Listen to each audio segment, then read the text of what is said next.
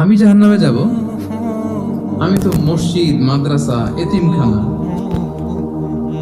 বৃদ্ধাশ্রম এমন কিছু নাই যে বাকি রাখছি। শত শত মসজিদ আমি করেছি, আমি কেন জাহান্নামে যাব?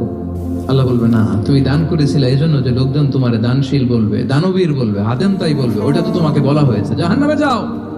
আমার কাছে কি চাও? Go to the hell fire.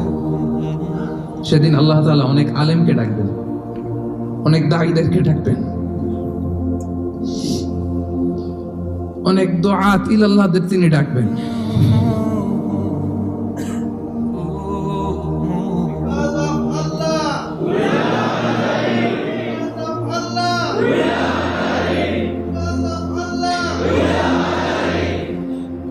সেদিন অনেক দুআত ইলাল্লাহদেরকে ডেকে আল্লাহ বলবেন যে তুমিও জাহান্নামে যাও। সে বলবে, আল্লাহ কেন? আমি মানুষকে কোরআন শিখিয়েছি, আমি মানুষকে হাদিস শিখিয়েছি, আমার কথা শুনে অনেক নামাজ ধরেছে, আমার কথা শুনে অনেকে দাড়ি রেখেছে, আগে সুদ খেত, আমার কথা শুনে সুদ বন্ধ করেছে, আমার কথা শুনে তো আল্লাহ এরা নামাজি হয়ে গিয়েছে। দ্য এন্টায়ার সোসাইটি সুদ বন্ধ করেছে, নামাজ ধরেছে, তারা ফরজ যাকাত দিত। আল্লাহ আমি কেন জাহান্নামে যাব?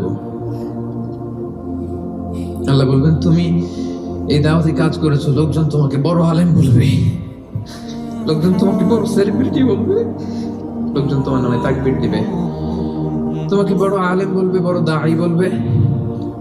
এটা তো বলা হতো তোমাকে দুনিয়াতে, আল্লামা বলে ডাকা হতো তোমাকে, বাহরুল উলুম বলা হতো তোমাকে, জ্ঞানের সাগর। অনেক বড় দাঈ, অনেক বড় সেলিব্রিটি তোমাকে বলা হতো এই দুনিয়াতে। তো যা চেয়েছো তা তো পেয়েছো, আমার কাছে কি চাও?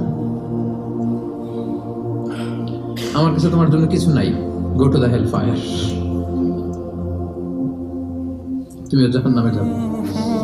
আল্লাহ এরকম আলেম হওয়া থেকে আমাদেরকে তুমি বাঁচাও।